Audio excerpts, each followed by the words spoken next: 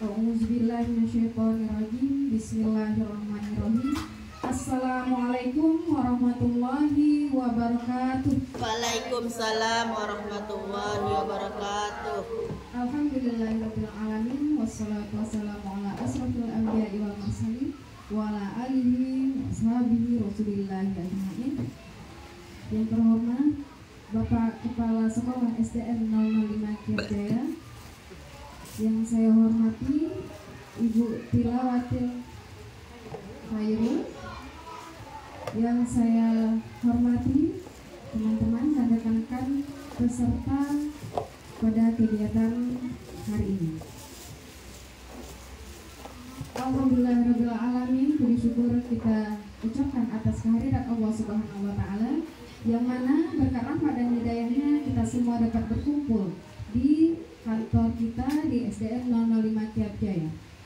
Salat beserta salam tidak lupa kita sampaikan kepada junjungan alam, yakni Nabi besar kita Muhammad SAW, dengan mengucapkan Allahumma sholli ala sayyidina Muhammad wa ala ali sayyidina Muhammad. Baiklah, hari ini kita akan mengadakan sebuah acara, yaitu acara penyampaian materi yang akan disampaikan nanti oleh pemateri kita, yaitu Ibu Tilawatil Khairul. Tetapi untuk itu kita awali dulu kegiatan kita pada pagi hari ini dengan pembacaan doa yang akan disampaikan oleh Bapak Azrul Fitro. Kepada Bapak kami persilakan. Hadirin mohon berdiri.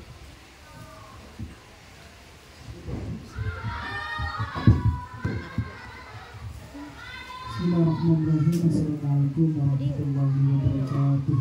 Waalaikumsalam warahmatullahi A'udzubillahi wabarakatuh. minasyaitonirrajim. Bismillahirrahmanirrahim. Alhamdulillahirabbil alamin wal 'aqibatu lil muttaqin. Wassalatu wassalamu ala asyrafil anbiya'i wal mursalin wa ala alihi wa sahbihi rasulillahi ajma'in. Ya Rabbana lakal hamdu kama yanbaghi li jalali wajhikal karim wa 'azimi sultanik. Allahumma salli ala sayyidina Muhammad wa ala sayyidina Muhammad. Allahumma a'inna ala dzikrika wa syukrika wa husni ibadatik. Allahumma ighfir lana dhunubana wa liwalidina warhamhuma kama rabbayana shaghira wa li jami'il muslimina wal muslimat wal mu'minina wal mu'minat innaka ala kulli syai'in qadir. Rabbana zalamna anfusana wa in lam taghfir lana وترحمنا لنكونن من الخاسرين. ربنا آتنا في الدنيا حسنة وفي الآخرة حسنة وقنا عذاب النار. سبحان ربك رب العزة عما يصفون وسلام المرسلين والحمد لله رب العالمين. السلام عليكم ورحمة الله وبركاته. Waalaikumsalam warahmatullahi wabarakatuh. Terima kasih kepada Bapak Azizul Fitro. Selanjutnya kami persilakan kepada Bapak Kepala Sekolah SDN 005 Kiarjaya untuk menyampaikan sambutan. Kepada Bapak kami persilakan.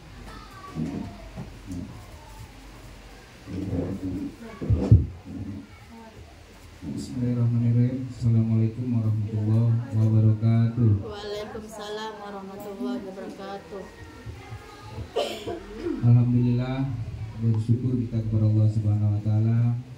Pada pagi ini kita masih diberikan kesempatan dan dapat berkumpul di ruang ini dalam rangka mengikuti penyampaian materi tentang kelanjutan kegiatan PLM kita yang nanti akan disampaikan oleh Ibu Iwat.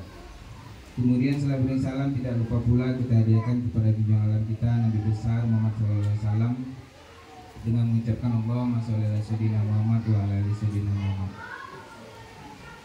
Yang saya hormati Bapak-bapak Ibu beserta staf peserta kegiatan pagi ini, dan yang saya muliakan Ibu Tilawatil Khairul SPD selaku pemateri kita pada pagi ini. Pada kesempatan ini saya menyampaikan kepada Bapak Ibu semuanya bahwasanya kegiatan ini adalah kelanjutan dari kegiatan kemarin. Kemarin kita membahas tentang visi dan misi. Jadi pada sekarang Ibu Iwat ini akan menyampaikan materinya yaitu tentang budaya positif. Jadi saya harapkan kepada Bapak Ibu semuanya, insya Allah ini akan dilaksanakan 1 jam cukup ya. Jadi saya harap kepada Bapak Ibu semuanya, mari kita ikuti kegiatan ini, kita simak apapun yang disampaikan oleh Bu Iwat. Semoga ini menambah ilmu kita semua. Dan saya juga mengharapkan kepada rekan-rekan, kalau bisa ikuti juga lah jejak Bu Iwat selaku guru penggerak, mumpung ada peluang ya. Itu yang dapat saya sampaikan, lebih dan kurang. Assalamualaikum warahmatullahi wabarakatuh. Waalaikumsalam warahmatullahi wabarakatuh.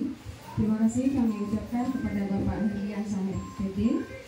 Selanjutnya langsung saja kita mulai acara inti pada pagi hari ini, yaitu acara pemaparan tentang diseminasi budaya positif yang akan disampaikan oleh rekan kita dan guru kita, itu Ibu Tilawatil Khairul, yang mana mudah-mudahan nanti materi ini dapat menjadi ilmu untuk kita semua ya. Ibu Tilawatil Khairul ini berasal dari SD kita sendiri, SD 005 Kiat Jaya, Kecamatan Bandar Sekijang.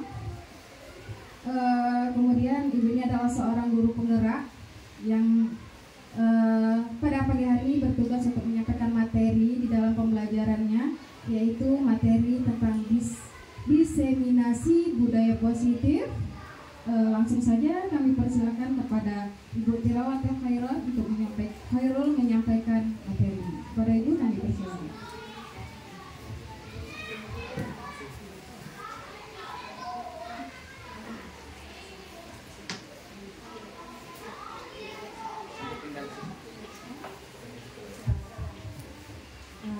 Bismillahirrahmanirrahim. Assalamualaikum warahmatullahi wabarakatuh. Waalaikumsalam warahmatullahi wabarakatuh.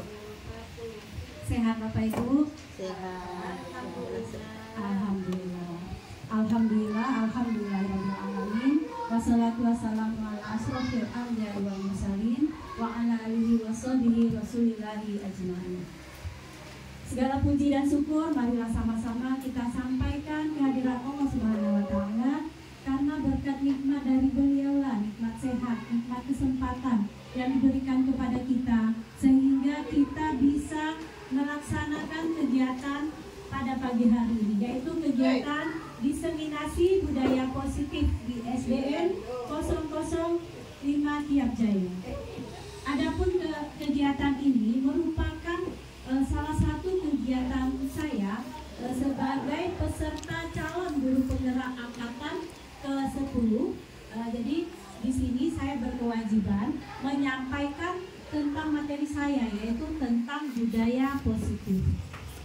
Salawat dan salam marilah sama-sama kita sampaikan kepada Nabi kita, Nabi Muhammad SAW, dengan mengucapkan Allahumma sholli ala Sayyidina Muhammad wa ala ali Sayyidina Muhammad. Semoga di yaumil akhir nanti kita mendapatkan syafaat beliau. Amin ya rabbal alamin. Dengan tidak memperpanjang mukadimah, saya akan mulai menyampaikan tentang budaya positif.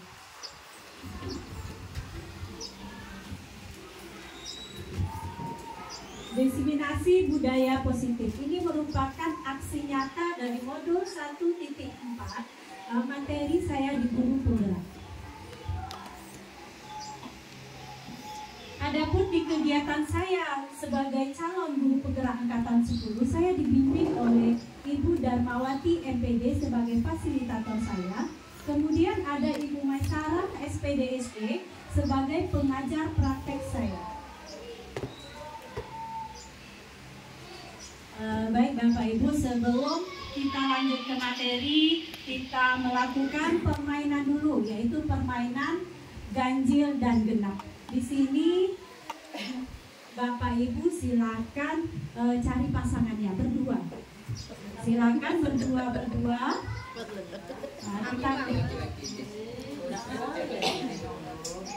Nah, Bapak Ibu silakan berdiri bersama pasangannya. Silakan berdiri sebelum kita mulai, kita briefing dulu. Baik Bapak Ibu, di sini kita akan melaksanakan permainan ganjil dan genap. Silakan ditentukan dulu angka ganjil siapa dan angka genap siapa. Angka ganjil 1, 3, 5, 7, 9 dan seterusnya. Untuk angka genap 2, 4, 6, 8 dan seterusnya. Baik Bapak Ibu, aturan permainannya, apabila saya menyebutkan angka genap, misalnya angka 2, ya, misalnya saya menyebut angka 2, Ibu atau Bapak yang angka ganjil segera tangkap. Silakan tangannya bersalaman, tapi tidak bersentuhan, tidak bersentuhan. Misalnya saya sebut, sudah ditentukan genap dan ganjil, sudah. Nah, seandainya saya bilang angka 2 berarti genap, ya. Ya, yang genap berarti menghindar. Yang ganjil nanti akan menangkap, menghindar. Yang ganjil akan menangkap. Seandainya saya sebut angka 3 berarti ganjil, ya. Si genap tangkap yang ganjil. Paham? Ya. Oke, sudah siap? Siap? Saya contohkan, misalnya saya sebut, silakan bersalaman cuma tidak bersentuhan, ya. Saya sebut misalnya angka 2. Segera tangkap kawannya yang genap, ya. Saya sebut angka 2. Bapak atau Ibu yang angka ganjil silakan tangkap tangan kawannya. Oke, siap. Oke, sudah siap? Siap. Ya, kita mulai ya. Kalau 2 berarti yang ganjil yang nangkap. Ya, seandainya yang saya sebut angka genap, Bapak Ibu angka ganjil silakan tangkap kawannya yang genap. Nah, kawannya yang genap silakan menghindar. Oke, siap. Baik, saya mulai ya. Tangannya 5. Ada yang kena tangkap? Konsentrasi ya, konsentrasi. Oke, kita ulang lagi ya. Siap-siap, konsentrasi. 2.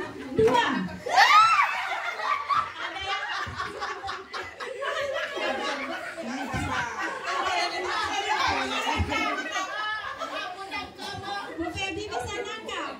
Oke, konsentrasi ya. Konsentrasi, diingat ya. Ibu, genap atau ganjil? Siap? Oke. 7.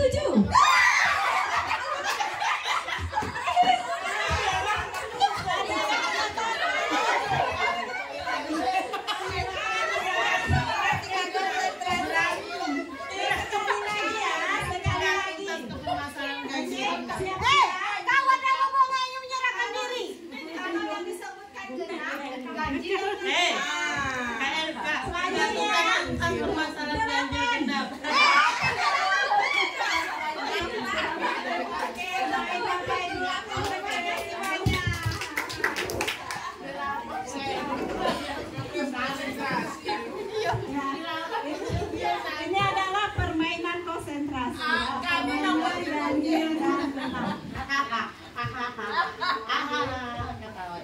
Baik Bapak Ibu, saya ingin lanjut ke materi. Adapun tujuan diseminasi hari ini adalah ini merupakan aksi nyata budaya positif yang bertujuan menumbuhkan budaya positif di sekolah dengan meyakini nilai-nilai kebajikan universal serta menciptakan murid yang merdeka dan mempunyai disiplin positif sesuai dengan profil pelajar Pancasila. Nah, di sini latar belakangnya ini adalah menurut Bapak pendidikan kita, yaitu Bapak Ki Hajar Dewantara. Di sini Bapak Ki Hajar Dewantara mengibaratkan guru itu sebagai seorang petani yang memiliki peranan penting untuk menjadikan tanamannya tumbuh subur. Tanamannya itu adalah murid-murid kita di kelas. Jadi kita ini ibaratnya seorang petani, ya, yang memiliki peranan penting terhadap tumbuh subur atau tidaknya tanaman kita. Tanaman adalah murid-murid kita. Sekolah diibaratkan tempat bercocok tanam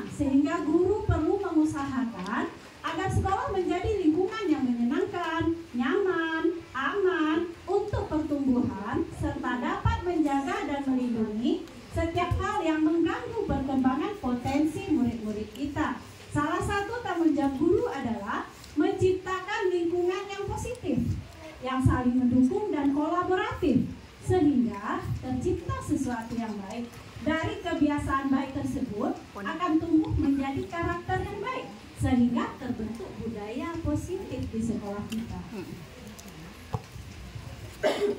Di sini untuk bisa menerapkan aksi nyata ini, yang pertama mungkin saya memang minta koordinasi dengan kepala sekolah untuk menyediakan waktu bagi saya bisa menyampaikan tentang budaya positif ini.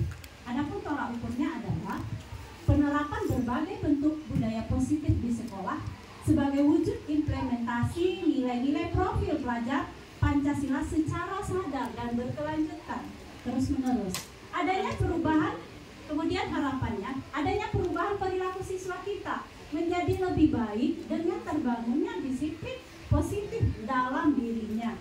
Selanjutnya, terlaksana kegiatan belajar mengajar yang berpihak pada murid.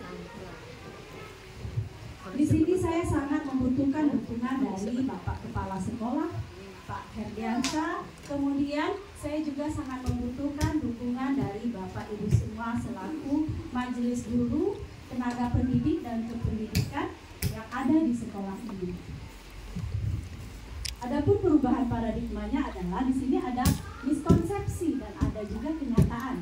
Jadi miskonsepsinya misalnya guru yang mengontrol murid, sementara kenyataannya siswa dapat memilih untuk melakukan apa yang diinginkannya. Kemudian murid menjadi ketergantungan atau bisa mengambil keputusan untuk berubah. Selanjutnya siswa memiliki identitas yang gagal. Kemudian memaksa mengakibatkan siswa bosan, malas, dan memberontak. Ini adalah kenyataan yang kita hadapi di sekolah. Adapun harapan kita adalah semoga penerapan budaya positif yang akan saya sampaikan nanti bisa terwujud dengan baik di lingkungan sekolah ataupun di rumah, karena kita tidak bisa terlepas dari kerjasama dengan orang tua, sehingga kita bisa menciptakan suasana belajar yang aman, nyaman, dan menyenangkan bagi peserta didik kita, baik itu di sekolah ataupun di rumah. Nah, Bapak Ibu, di sini budaya positif ini ada beberapa poin yang ingin saya sampaikan. Yang pertama, disiplin positif dan nilai kebajikan. Kemudian ada kebutuhan dasar, motivasi, hukuman dan penghargaan, restitusi, dan keyakinan kelas. Jadi budaya positif ini ada 6 poin. Yang pertama, disiplin positif dan nilai kebajikan. Merupakan sikap taat dan patuh, ya, taat dan patuh terhadap aturan yang berlaku. Kedisiplinan ini perlu kita pupuk sejak usia dini. Sedangkan nilai-nilai kebajikan universal merupakan nilai kebajikan yang kita sepakati bersama. Jadi disiplin positif ini sebaiknya sudah ditumbuhkan sejak usia dini. Disiplin diri. Bagaimana cara kita mengontrol, menguasai diri untuk memilih tindakan yang mengacu pada nilai-nilai yang kita hargai agar tercapai tujuan yang mulia. Hal ini agar tercipta murid yang memiliki disiplin dari dirinya sehingga mereka berperilaku dan memiliki nilai-nilai kebajikan. Bapak Ibu, mungkin saat ini saya menyampaikan materi dulu. Apabila ada yang ingin ditanyakan, silakan disimpan dulu. Insya Allah di akhir nanti akan ada sesi tanya jawab. Nah, Bapak Ibu, nilai-nilai kebajikan itu apa saja sih? Mungkin Bapak Ibu sudah tahu. Semua tercakup di profil pelajar Pancasila. Ada berapa dimensi Bapak Ibu? Ada 6. Apa saja? Ada lagunya ya? Ada yang bisa?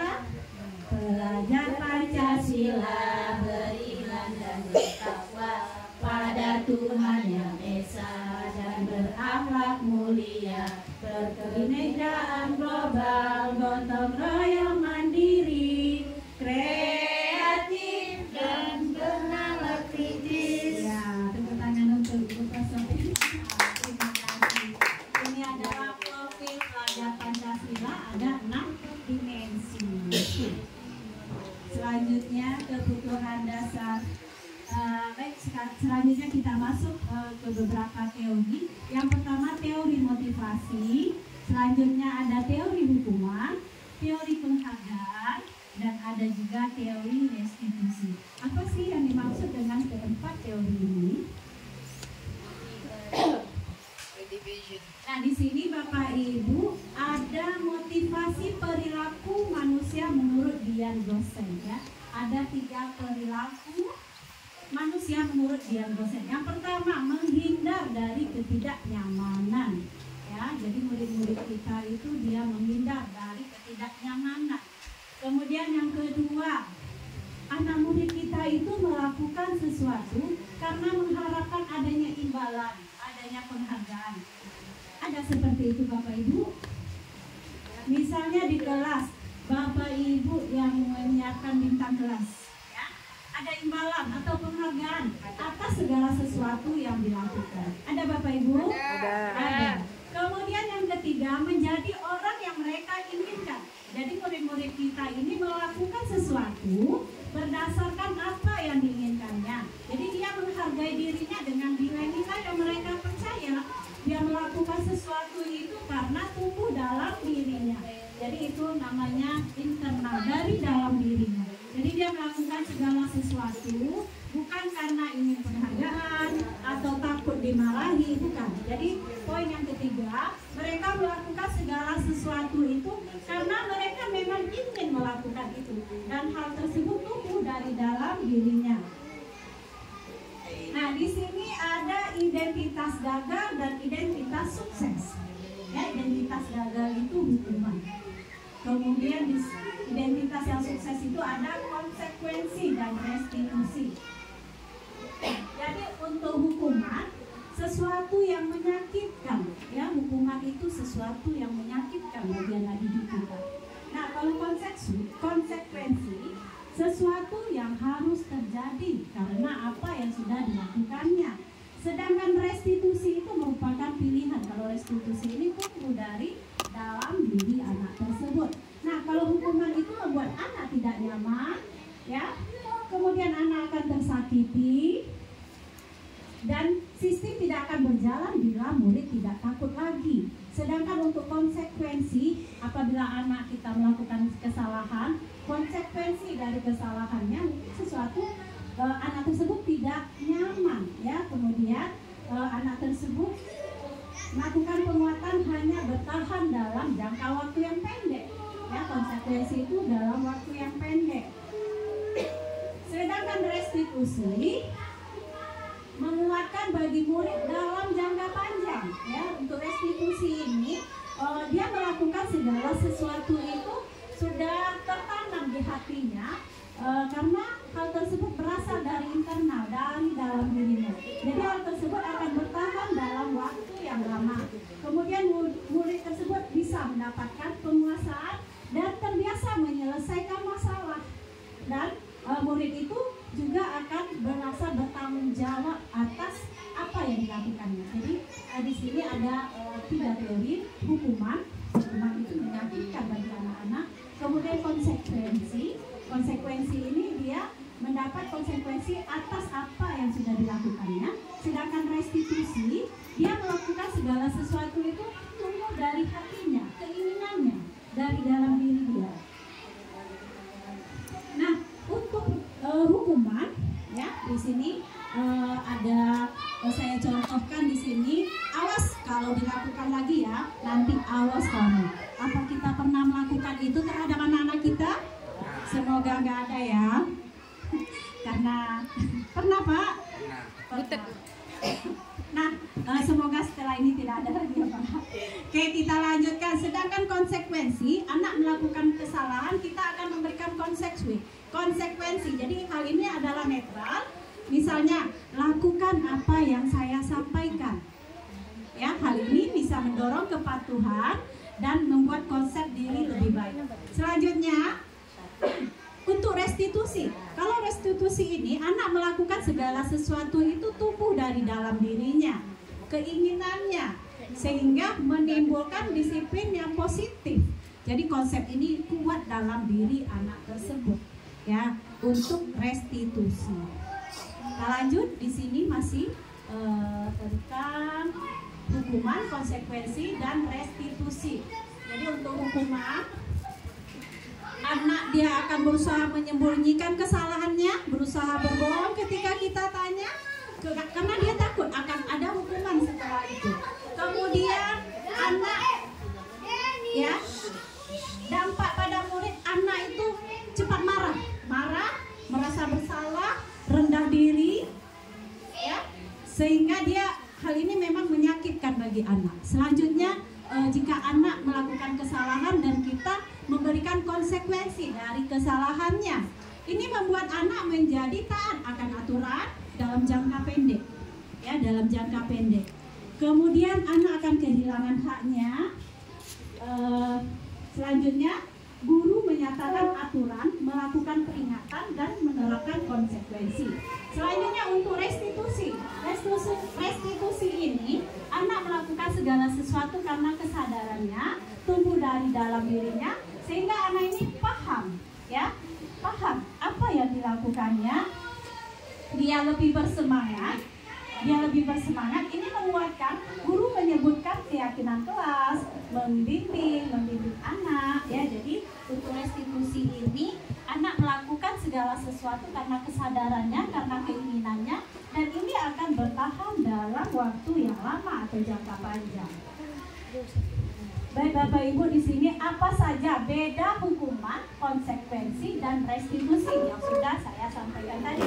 Hukuman sesuatu yang menyakitkan, yang harus terjadi, yang membuat anak itu merasa tidak nyaman dan takut, ya, identitas gagal, model paksaan, dan ini bersifat negatif, ya, hukuman ini bersifat negatif. Selanjutnya konsekuensi, ya, anak melakukan kesalahan dan kita melakukan konsekuensi terhadap dia. Maka anak tersebut, maka konsekuensi ini adalah sesuatu yang harus terjadi, yang membuat anak tidak nyaman kalau melanggar aturan. Ini merupakan identitas sukses, ya, stimulus respon, dan ini bersifat netral karena anak kita suruh melakukan konsekuensi atas kesalahan yang dilakukannya. Selanjutnya restitusi. Restitusi merupakan pilihan murid merasa dikuatkan, identitasnya sukses. Lalu teori kontrol ini bersifat positif bagi anak didik kita.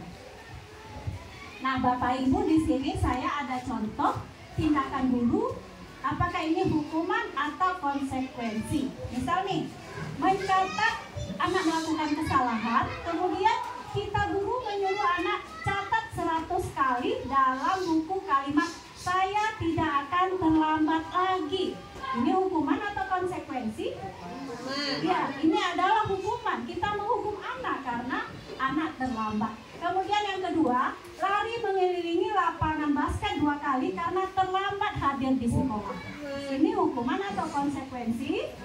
Ya, kita menghukum anak. Selanjutnya, membersihkan coretan yang dibuatnya di meja.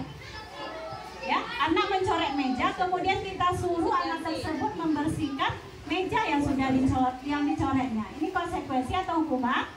Konsekuensi karena hal yang sudah dilakukannya. Selanjutnya, murid diminta push up 15 kali karena tidak menggunakan pin atau misalnya tidak membawa atribut ketika upacara. Ini hukuman atau konsekuensi? Hukuman. Selanjutnya, mengganti kertas tugas teman yang telah dicoret-coret. Konsekuensi. Berjemur di lapangan pukul 12 siang karena mengobrol ketika belajar. Apakah ini hukuman atau konsekuensi? Ya, ini adalah hukuman. Nah, Bapak Ibu, sekarang saya mau bertanya, apakah ini hukuman atau konsekuensi? Yang pertama, membersihkan coretan di dinding yang sudah dibuatnya. Anak ini mencoret. Nah, ini konsekuensi, dia mencoret, kemudian kita menyuruh anak tersebut untuk membersihkan. Selanjutnya, push up 15 kali karena tidak membawa buku sesuai jadwal. Nah, ini hukuman atau konsekuensi? Hukuman. Selanjutnya nomor 3, membersihkan air di meja karena tersenggol ketika belajar. Konsekuensi atau hukuman? Konsekuensi. Anak membersihkannya kembali. Nomor 4, berdiri di depan kelas karena tidak bisa menjawab pertanyaan. Hukuman. Masya Allah. Alhamdulillah Bapak Ibunya sudah paham, ya. Hukuman dan konsekuensi.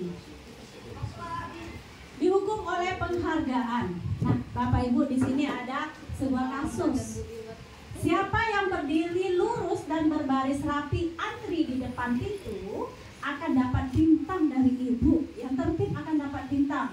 Murid-murid pun menanggapi tantangan tersebut dan langsung berbaris rapi. Setelah beberapa minggu, cara ini cukup berhasil diterapkan di kelas. Sampai suatu hari, ya di sini saya mencontohkan Bu Anas. Bu Anas tersebut sakit, ya. Bu Anas sakit dan digantikan oleh Pak Heru. Misalnya Pak Bahar nih yang gantikan. Pak Bahar tidak tahu seandainya anak berbaris rapi itu dikasih bintang. Pak Bahar tidak tahu, ya. Sehingga anak-anak kembali berebut masuk kelas, tidak teratur, tidak mau antri. Nah, kira-kira apa ya yang terjadi? Ada yang bisa jawab?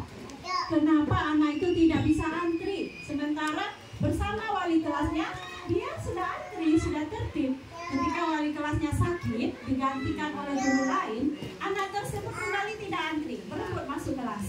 Kira-kira kenapa? Ada yang bisa bantu saya jawab? Anak-anak kebiasaan imbalan. Karena mengharapkan imbalan. Iya.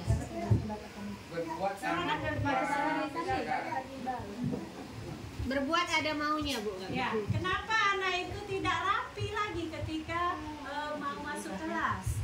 Apa ya penyebabnya? Nama saya Bu Sati. Karena mereka terbiasa mendapat imbalan dari wali kelasnya. Terus?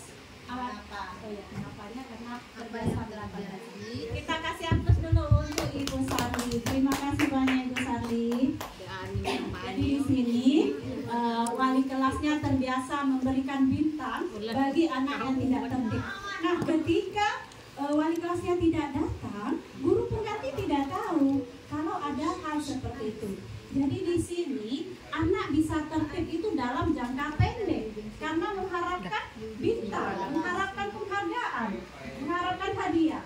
Nah, sehingga ketika wali kelasnya tidak datang, anak tersebut tidak tertib.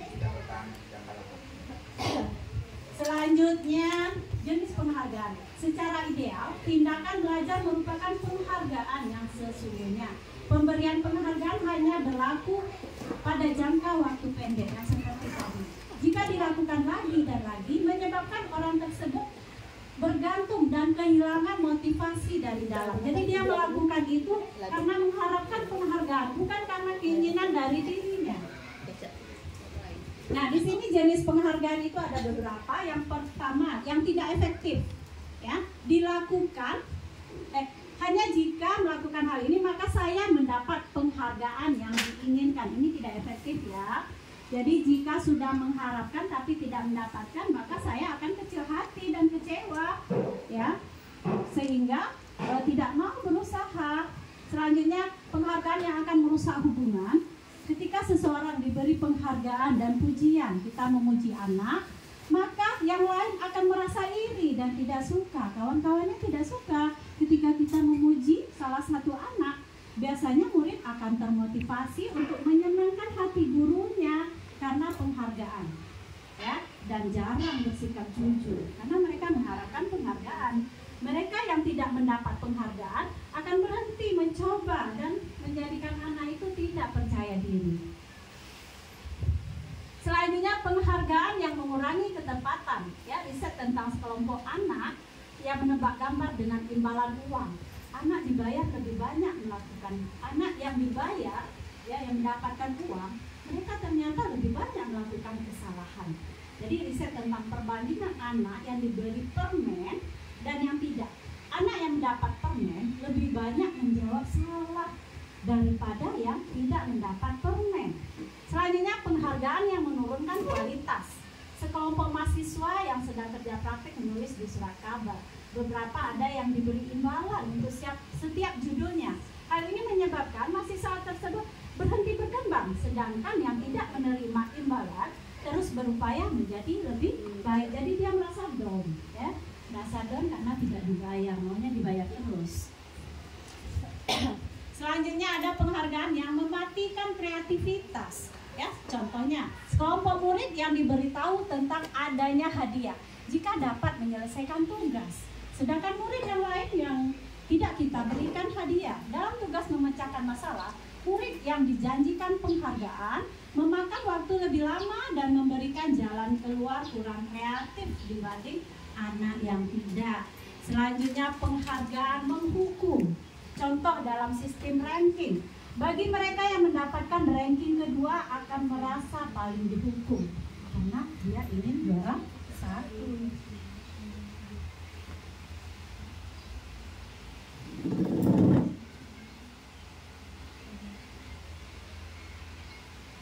Bentar ya Bapak Ibu.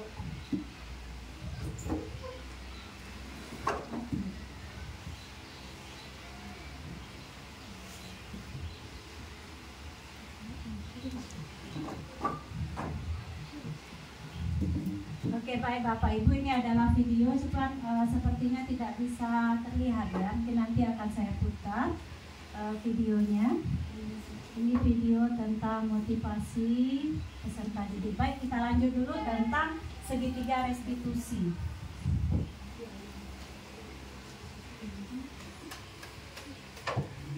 Ya, ada video tentang siswa motivasi yang muncul dari dalam diri. Cuman videonya sepertinya tidak bisa terbuka.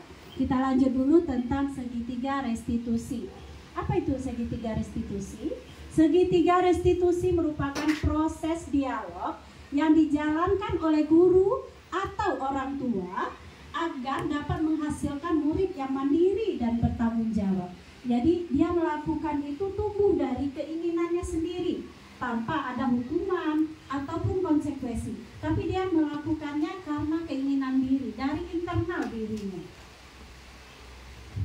Baik Bapak Ibu, di sini ada proses segitiga restitusi. Ada 3 proses segitiga restitusi. Yang pertama, menstabilkan identitas. Yang kedua, validasi tindakan yang salah. Dan yang ketiga, menanyakan keyakinan. Jadi ketika melaksanakan segitiga restitusi ini ada 3 langkah-langkahnya. Langkah yang pertama, menstabilkan identitas. Berdasarkan prinsip membuat kesalahan, kesalahan itu merupakan bagian dari proses pembelajaran yang ada dalam diri anak. Ya, kita akan menggeser identitas gagal menjadi identitas sukses. Jadi ini langkah pertama. Langkah kedua, kita akan memvalidasi tindakan yang salah. Berdasarkan prinsipnya, setiap perilaku berupaya memenuhi suatu kebutuhan tertentu. Guru akan bergeser dari pemikiran stimulus respon menjadi proaktif. Dan selanjutnya mengenal dan mengakui kebutuhan murid akan memperbaiki hubungan dengan murid. Dan langkah yang ketiga, kita akan menanyakan keyakinan. Jadi murid akan diberi pertanyaan-pertanyaan bermakna untuk memunculkan motivasi secara intrinsik. Jadi motivasi yang tumbuh dari dalam diri anak tersebut tanpa ada hukuman dan konsekuensi. Nah, selanjutnya mampu mengaitkan keyakinan dengan tindakan yang salah. Di sini saya ada contoh kasus seorang siswa yang ada di kelas saya bernama Afka. Dia meletakkan sepatu tidak di tempatnya sehingga apa yang dilakukannya itu melanggar kesepakatan kelas, yaitu kebersihan, kerapian, dan juga keindahan.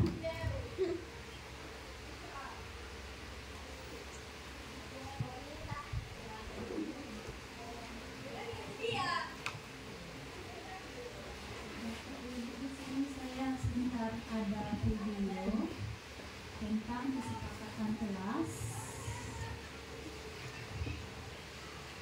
Baik Bapak Ibu, kita tonton dulu tentang video tentang segitiga restitusi. Sisi pertama adalah menstabilkan identitas. Sisi yang kedua adalah validasi tindakan yang salah. Dan sisi yang ketiga adalah baik Bapak Ibu, di sini saya ada video tentang segitiga restitusi. Tadi ada 3 langkah. Langkah pertama menstabilkan identitas, kemudian validasi tindakan yang salah, dan yang ketiga menanyakan keyakinan.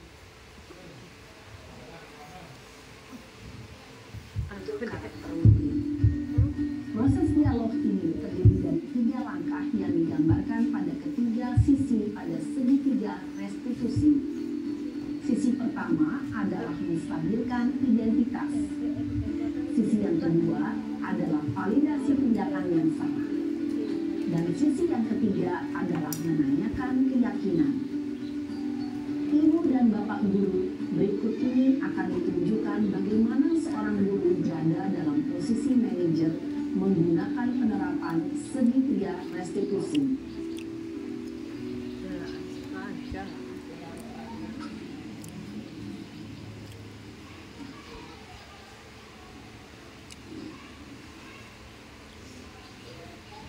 Siang Sarah, Siang Pak. sudah lama nggak ketemu Sarah? Kenapa hari ini ada di sini? Kesel Pak, kesel banget. Masa aku dikatain tukang fitnah Pak? Ya aku marah lah. Aku baik ngatain Eka di depan kelas. Kesel banget. Oh begitu. Ya pasti kamu marah dan kesal. Bapak juga akan marah apabila ada yang menuduh Bapak seperti itu. Kemudian pada saat itu kamu mau melakukan apa? Ya saya langsung ngatain Eka lah Pak. Kesel banget. Saya bentak-bentak dia di depan teman-teman lain. Oh begitu. Pasti kamu melakukan seperti itu karena suatu alasan tertentu bukan? Iyalah, masa saya diam saja Pak? Ya saya bela diri lah. Masa saya dituduh tukang fitnah? Ya wajar lah. Mempertahankan harga diri itu sesuatu yang penting buat kamu. Untung kamu tidak bertindak lebih gegabah lagi. Hanya membentak-bentak. Iya Pak. Untung saya masih bersabar dan hanya membentak saja. Sudah gemes padahal. Saya pasti bela diri lah. Ya pasti ya. Tapi kamu memilih untuk tetap bertahan dan desak. Sabar. Kamu memilih untuk tidak berbuat lebih parah lagi bukan? Iya. Nah, sekarang coba kita lihat lagi tindakan kamu yang bentak-bentak Eka di kelas. Tindakan kamu itu kira-kira sesuai dengan keyakinan kelas atau prinsip kamu tidak? Enggak lah Pak. Capek Pak jadi pemarah. Jadi keyakinan atau prinsip mana yang kurang sesuai dengan keinginan kamu? Ya, saya sebenarnya sangat menghargai orang lain. Mungkin saat itu saya menjadi emosi, jadi tidak menginginkan sikap itu. Kamu meyakini tidak? Menghargai orang lain itu penting buat kamu. Yakinlah Pak. Iya, setuju. Kita harus saling menghargai. Namun, ada juga keyakinan yang kita sepakati yang perlu kita jalankan apabila kita sedang marah, bukan? Ya, saya bisa lebih proaktif, mulai dengan menenangkan diri sendiri. Saya bisa jadi lebih bersabar, mengambil waktu jeda untuk berpikir mau apa selanjutnya. Kira-kira kamu bersedia memperbaiki masalah ini tidak? Bersedia Pak. Kalau kamu memperbaiki masalah ini, kamu akan menjadi orang seperti apa? Saya akan menjadi orang yang bertanggung jawab kali ya Pak. Dan senantiasa proaktif. Iya, menurut kamu bagaimana rasanya menjadi orang seperti itu? Ya nyaman lah, bangga bisa bersabar dan menahan diri. Baiklah kalau begitu. Yuk kita pikirkan bagaimana memperbaiki masalah ini.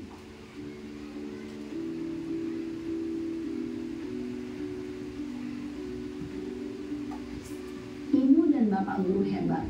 Baru saja kita menyaksikan contoh bagaimana seorang guru berada dalam posisi manajer menggunakan penerapan segitiga restitusi.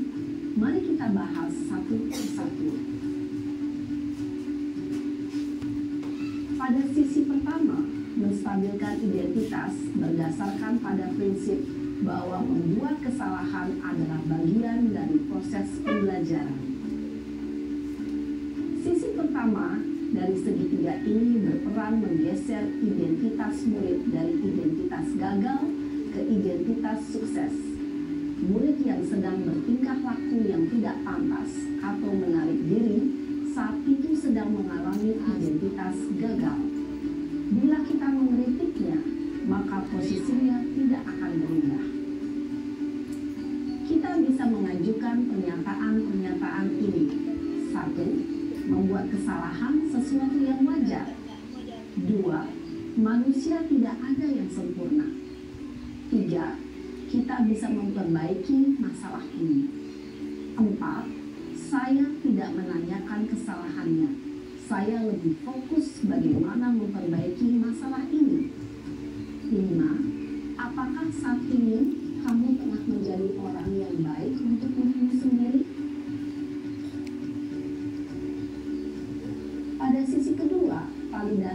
tindakan yang salah, berlandaskan pada prinsip bahwa setiap perilaku berupaya memenuhi suatu kebutuhan tertentu. Guru yang telah memahami teori kontrol akan bergeser dari pemikiran stimulus respon menjadi proaktif dan mencoba untuk mengenali tujuan dari perilaku murid, mengenali dan mengakui kebutuhan murid ini dapat memperbaiki hubungan dengan guru tersebut. Pernyataan atau pertanyaan bisa disampaikan dengan nada suara tidak menghakimi atau memojokkan, sehingga dapat mengembalikan murid pada posisi positif. 1. Kamu bisa saja bertindak lebih gegabah lagi dari ini.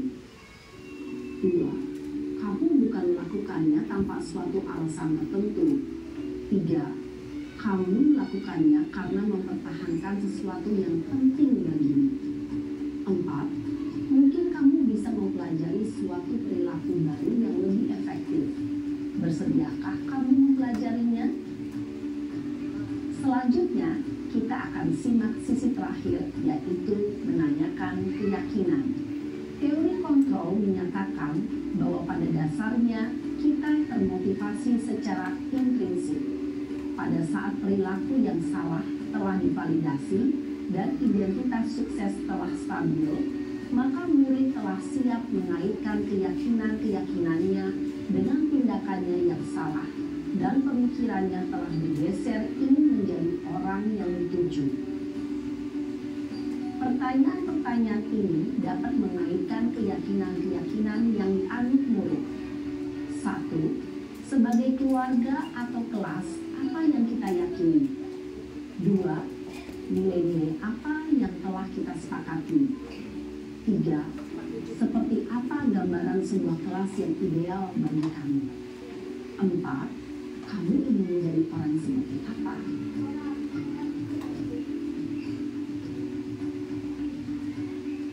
Dalam menerapkan segitiga restitusi, perlu diperhatikan beberapa hal, yaitu 1. Perilaku yang salah perlu dikaitkan dengan nilai-nilai atau keyakinan-keyakinan yang telah disepakati atau dituju. 2. Kesediaan orang yang melakukan kesalahan untuk memperbaiki masalah. 3. Pemecahan masalah sebisa mungkin relevan atau memiliki hubungan dengan masalah yang ada. 4. Usaha. Perlu adanya suatu usaha perbaikan dari pihak yang berbuat kesalahan. 5. Waktu. Perlu didedikasikan waktu dari pihak yang berbuat kesalahan. Tanyakan kapan akan mulai diberlakukan usaha untuk memperbaiki masalah. Dengan memahami struktur penerapan segitiga restitusi, diharapkan guru dapat menerapkan posisinya sebagai manajer dengan mengajukan pertanyaan-pertanyaan bermakna yang dapat membuat murid menjadi lebih percaya diri, bertanggung jawab, dan mandiri.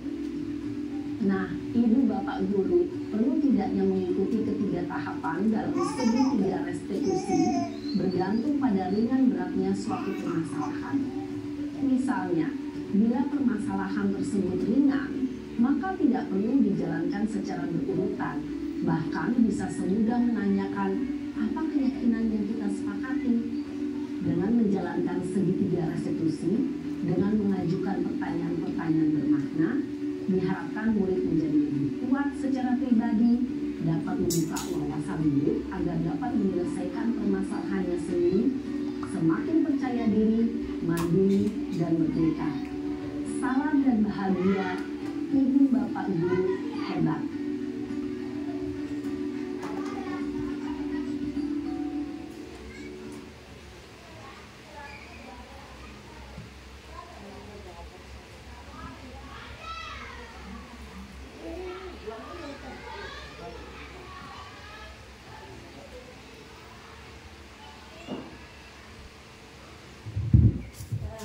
Baik Bapak Ibu, tadi kita sudah menyaksikan tentang segitiga restitusi, ya, penyelesaian masalah dengan cara segitiga restitusi. Jadi ada 3 langkah. Yang pertama, menstabilkan identitas.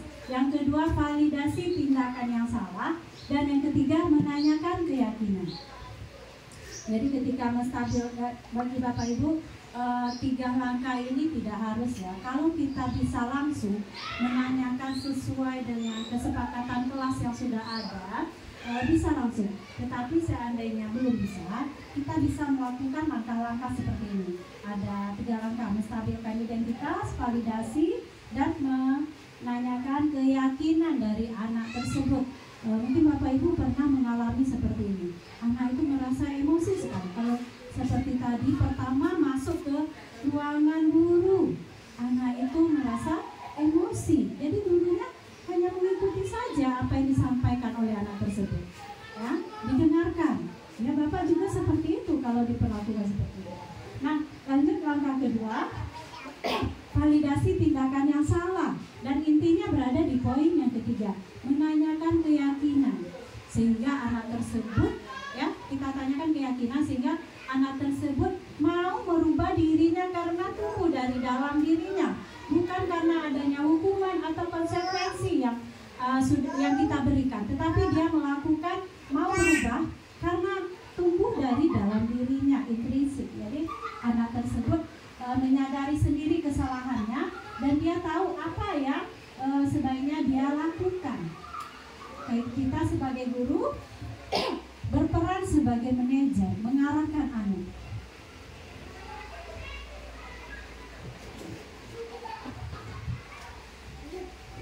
Nah, Bapak Ibu, kita masuk tentang keyakinan kelas. Mungkin keyakinan kelas ini sudah kita buat di awal tahun ajaran.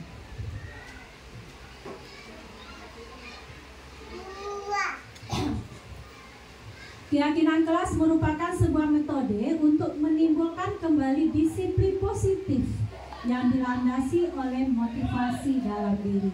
Jadi kita, kalau dulu namanya aturan ya, aturan kelas ya. Di sini keyakinan kelas ini dilandasi oleh motivasi dalam diri. Selanjutnya, implementasi penerapan keyakinan kelas di latar belakangi bahwa ditemukan beberapa siswa yang masih diingatkan. Perlu kita ingatkan terus untuk melakukan kebaikan atau kedisiplinan, sehingga kita memang harus memiliki keyakinan kelas di setiap kelas kita. Adapun tujuan pembuatan keyakinan kelas, yang pertama, menumbuhkan ketertiban siswa dalam membentuk keyakinan kelas untuk mencapai kelas yang diimpikan. Kelas yang kita impikan, kelas yang diimpikan murid, guna pembelajaran menjadi lebih efektif. Selanjutnya, mewujudkan merdeka belajar yang berpihak pada murid. Ketiga, menciptakan komunikasi antara guru dan murid, membiasakan budaya positif dan disiplin positif. Jadi keyakinan kelas ini kita buat bersama murid, bukan kita yang membuat, tetapi kita berdiskusi bersama murid. Murid itu ingin keyakinan kelasnya apa saja. Di sini saya ada buat contoh keyakinan kelas. Ya, jadi untuk keyakinan kelas, kalimatnya kalimat positif. Ya, contoh, taat beribadah kepada Tuhan Yang Maha Esa. Ya, kalimat positif itu kata tidaknya tidak ada. Jadi kita membuat keyakinan kelas menggunakan kalimat positif. Yang kedua, menghormati guru dan orang tua serta menghargai teman. Yang ketiga, menjadi murid yang disiplin dan bertanggung jawab. Keempat, menjaga kebersihan lingkungan kelas dan sekolah. Selanjutnya, menjadi murid yang menyenangkan, ceria, dan bahagia bagi kawan-kawannya. Dan yang keenam, semangat tetap istiqomah melakukan hal-hal yang baik. Jadi untuk keyakinan kelas, kita menggunakan bahasa-bahasa yang positif. Ini ada video lagi ya Bapak Ibu.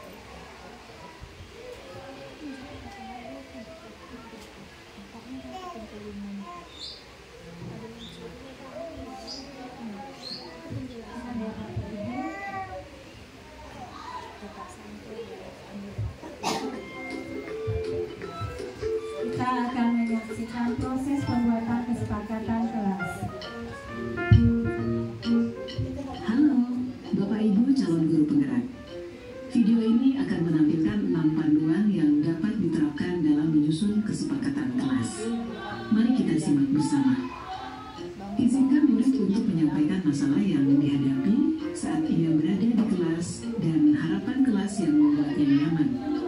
Hal ini bisa dilakukan secara individu, berkelompok, atau dari seluruh kelas. Seperti apa kelas impianmu?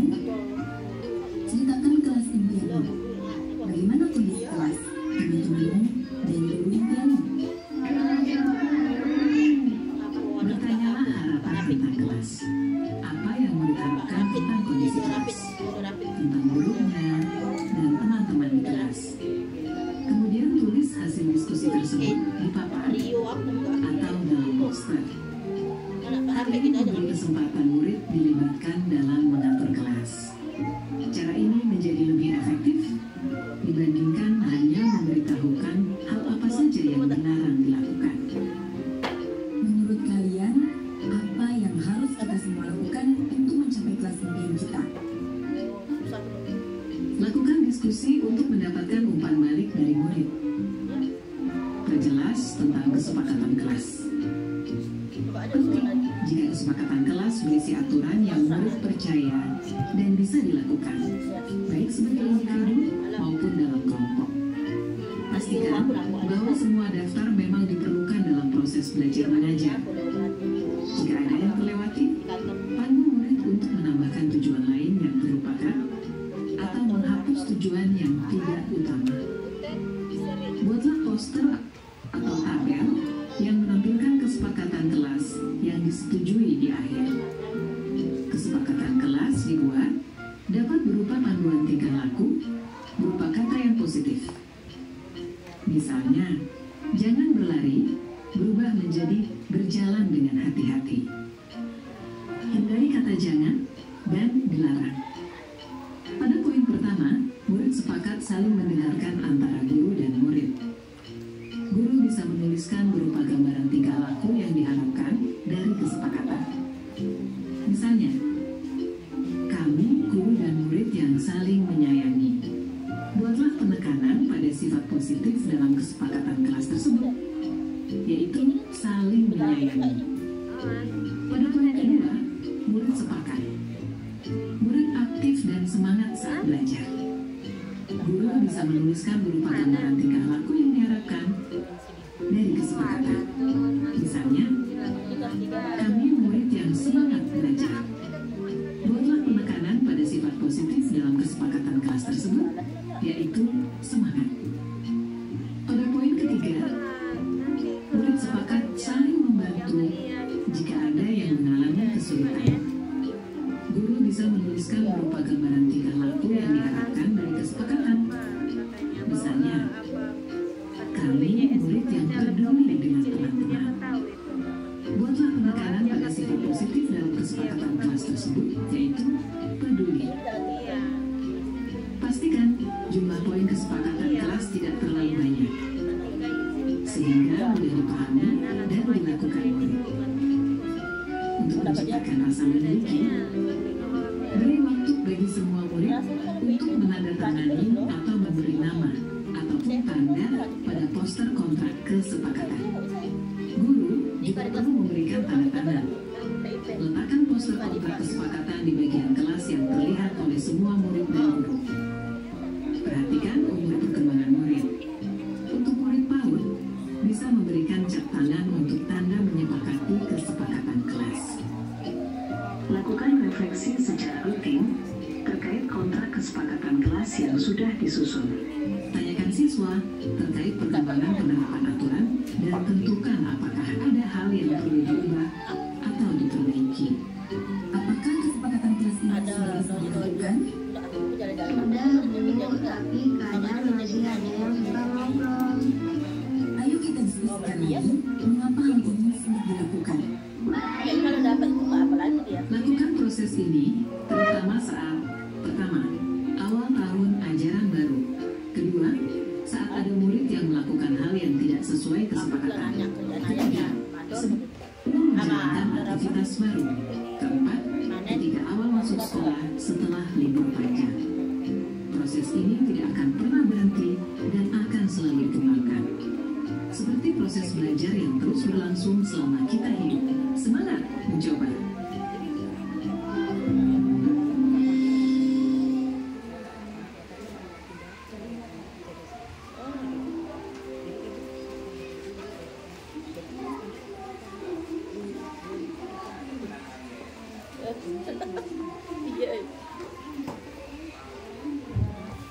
Baik Bapak Ibu, tadi kita sudah menyaksikan tentang kesepakatan kelas yang sebenarnya dibuat di awal tahun ajaran. Kita berdiskusi dengan anak didik kita untuk membuat kesepakatan kelas tersebut. Jadi bukan kita yang membuatnya, tetapi hasil diskusi kita dengan anak-anak murid kita.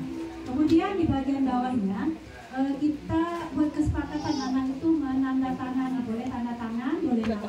Kalau untuk anak PAUD itu bisa melalui stempel tangan ya. Itu Bapak Ibu, demikianlah penyampaian tentang budaya positif dari materi saya sebagai guru penggerak. Tadi sudah menyampaikan tentang disiplin positif itu ada namanya hukuman, konsekuensi, kemudian kita bisa menyelesaikan masalah dengan segitiga restitusi, dan yang baru kita simak bersama ini tentang kesepakatan kelas. Mungkin bagi Bapak Ibu yang ingin bertanya, kami persilahkan.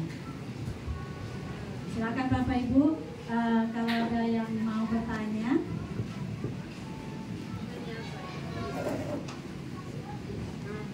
Ada yang mau bertanya? Ayo Bu, Lela ada? Apakah Bapak Ibu sudah membuat kesepakatan kelas di kelasnya? Oke, Bu Sani mau bertanya? Silakan.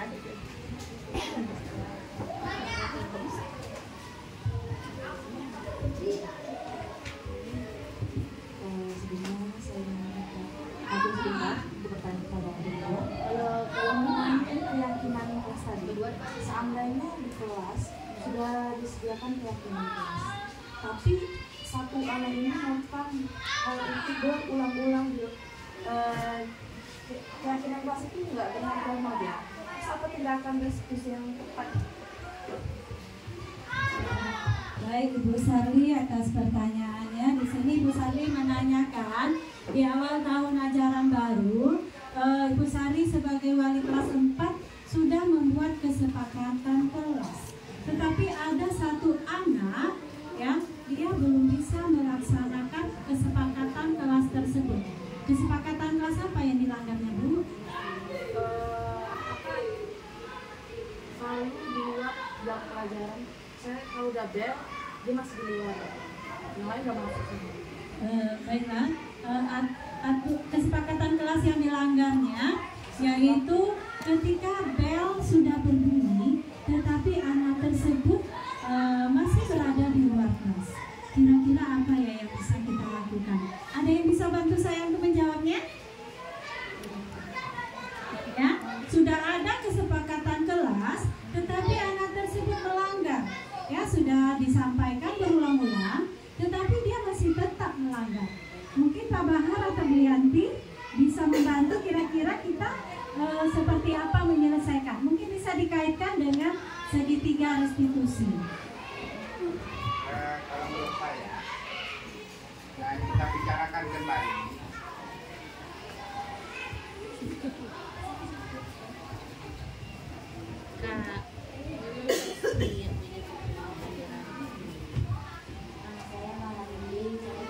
Kalau menurut saya, karena sudah kita laksanakan apa tadi kesepakatan kelas, masih ada yang tidak mematuhi.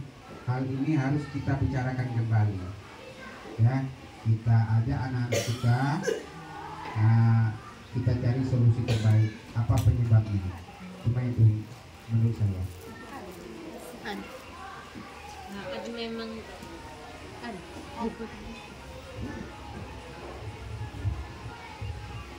Oke, terima kasih Pak Bahar atas jawabannya. Kita kasih aplaus dulu untuk Pak Bahar. Kata Pak Bahar, kita selesaikan, kita panggil ya Pak anaknya. Kita panggil, kita bisa kaitkan dengan segitiga restitusi. Kita tanya, anak itu kita panggil di ruangan yang nyaman. Kita yang pertama mungkin menstabilkan identitas. Kita tanya anak tersebut, kenapa?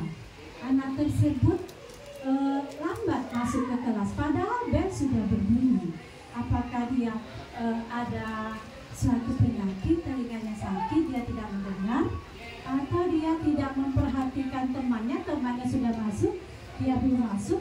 Jadi kita cari dulu masalahnya apa. Seperti tadi video yang saya contohkan, anak itu berbeda pendapat dengan kawannya, dia dengan emosi masuk ke ruangan guru.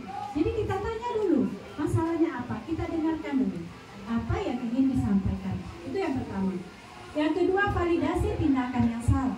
Jadi kita di sini posisinya sebagai manajer, kita mengarahkan anak sampai anak itu ada kesadaran dari dalam diri dia. Jadi kita ketika anak terlambat masuk ke kelas, kita tidak memberikan hukuman ataupun konsekuensi. Ya, misalnya siapa yang terlambat berdiri di depan kelas, itu hukuman atau konsekuensi ya? Hukuman. Ya, kita tidak memberikan hukuman ataupun konsekuensi.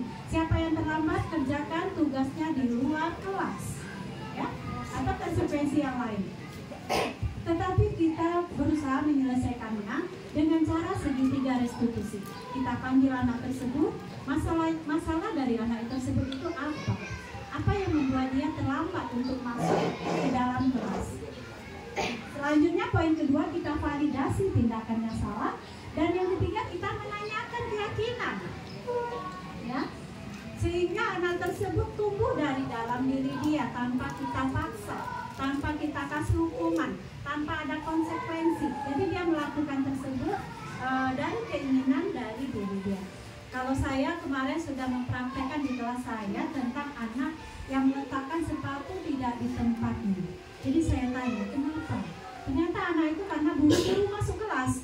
Bel sudah berbunyi, kawan sudah masuk kelas, beliau pun lari langsung masuk kelas, lupa meletakkan sepatu di tempatnya, di rak sepatu. Jadi ternyata masalahnya lupa. Jadi kita ajukan pertanyaan, kita bimbing anak tersebut, dan terakhir saya menanyakan.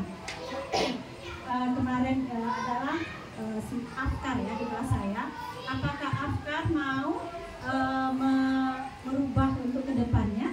Jadi kesadaran tersebut itu tumbuh dari dia. Seandainya Afkar meletakkan sepatu tidak disempatkan, kira-kira kesepakatan kelas mana yang dilanggarnya? Karena kerapian, kebersihan, keindahan.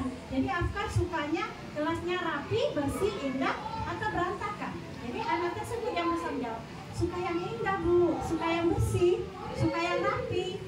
Ya, jadi hal tersebut tumbuh dari dalam diri dia, keinginan dari dia, tanpa kita melaksanakan hukuman atau konsekuensi. Jadi Ibu Serli di sini mungkin dicoba ya penyelesaian masalah itu dengan cara segitiga restitusi. Ada 3 langkah. Mungkin bisa dipahami Bu Lasti atau ada keraguan lagi? Bapak Ibu yang lain, apakah masih ada yang ingin ditanyakan? Oh ya, silakan Bu.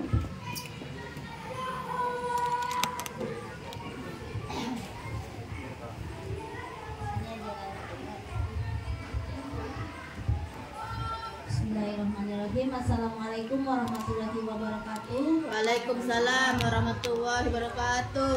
Nama saya Rosmayanti. Tempat tugas saya di SDN 005 Giat Jaya.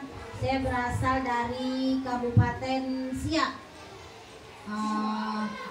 Yaitu tepatnya di Kerinci Kiri, Kabupaten Siak, Kecamatan Kerinci Kanan. Yang ingin saya tanyakan Bu Iwat, tapi saya jelaskan Bu Iwat. Yang ingin saya tanyakan, tadi Bu Iwat menyampaikan bahwasanya yang namanya pemberian hadiah, konsekuensi tadi ya Pak Bang. Hukuman, konsekuensi. Ya, konsekuensi. Tidak selamanya akan menjadi tidak awet lagi itu kata Bu Iwat. Jangka pendek. Ya, hanya berjalan dengan jangka pendek saja. Tetapi saya rasakan, saya pernah mendengar murid atau anak didik saya dari dia kelas 5 mungkin Pak Edi gurunya, Pak Herdiansa, Bapak Kepala Sekolah kita, kenapa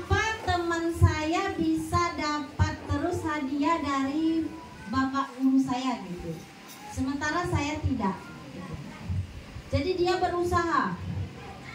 Mungkin ini pelajaran matematika, dia yang bilang sendiri sama saya, kenapa saya tidak bisa, Bu? Sementara teman saya bisa. Saya tidak pernah dapat. Saya belajar ingin, Bu, ingin supaya dapat hadiah gitu. Tetapi rasa saya, hadiah yang dia harapkan itu bukan hanya untuk sementara. Mungkin awet untuk selamanya. Mungkin dia tidak mengharapkan hadiah itu. Mungkin dia mengharapkan seperti pujian.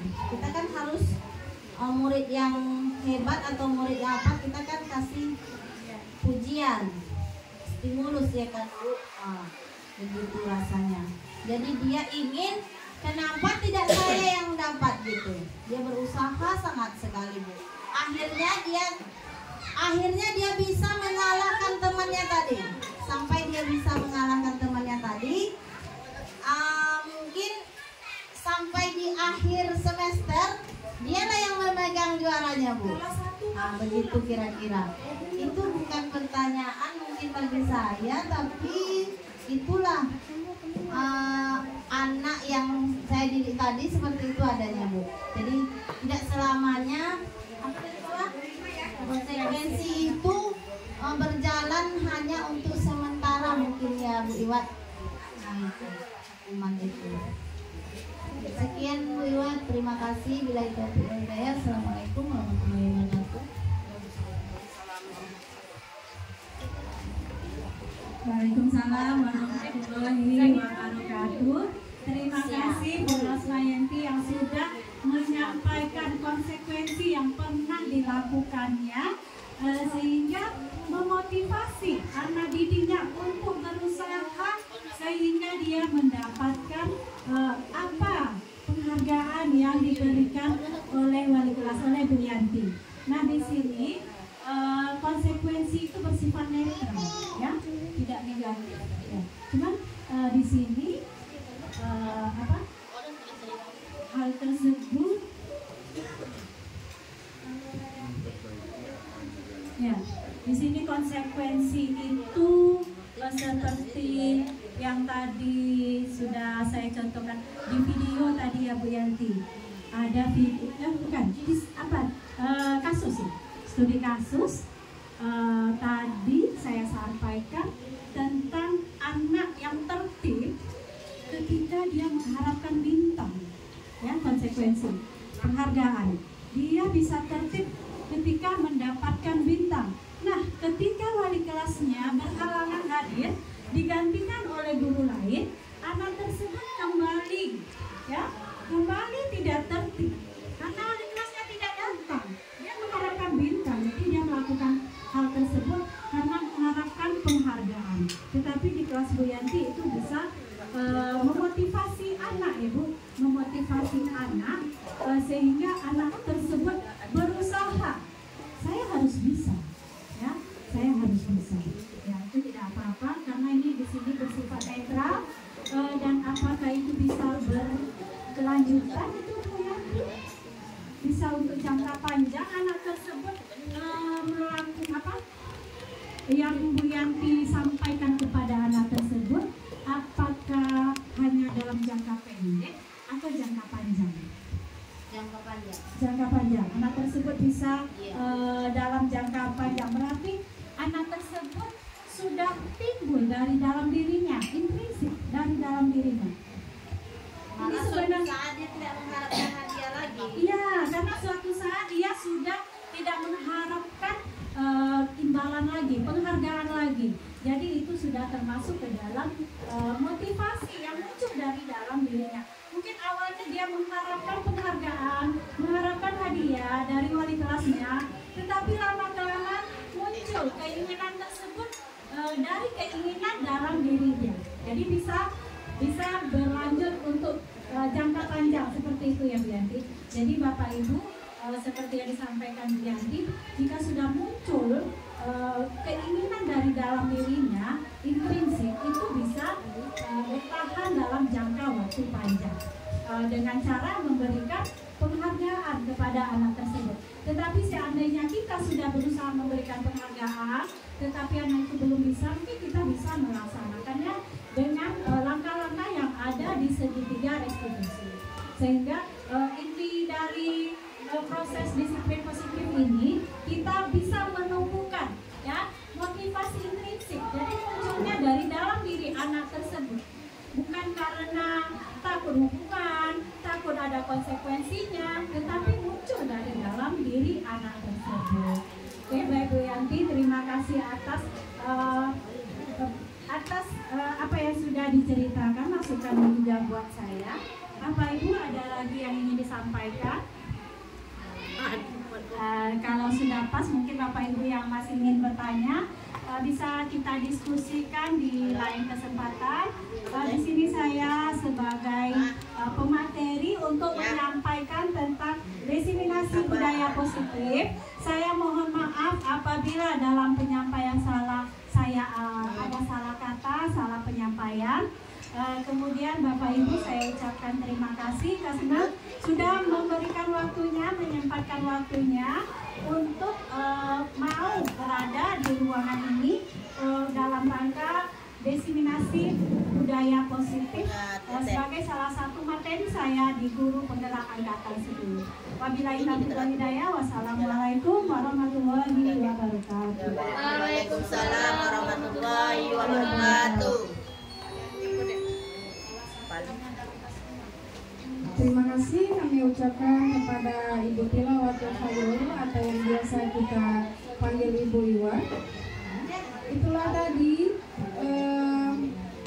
kegiatan kita pada hari ini, yang mana tadi sudah diisi dengan bermain game, kemudian mendapatkan materi-materi yang sangat bermanfaat bagi kita seorang guru tentang konsekuensi dan hukuman. Kemudian ada segitiga restitusi, kemudian kita sudah belajar studi kasus, ya, bagaimana dalam menghadapi murid yang ada di kelas atau di sekolah, di kelas Bapak Ibu masing-masing. Semoga apa yang disampaikan oleh Bu Iwat dan apa yang diberikan ilmunya oleh Bu Iwat dapat bermanfaat bagi kita semua dan dapat kita terapkan di kelas, ya, insya Allah mudah-mudahan.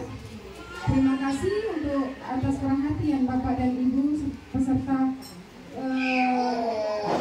pada hari ini.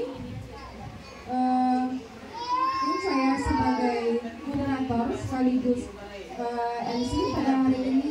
Mohon maaf apabila ada kesalahan, kita akhiri. Wassalamualaikum warahmatullahi wabarakatuh. Waalaikumsalam.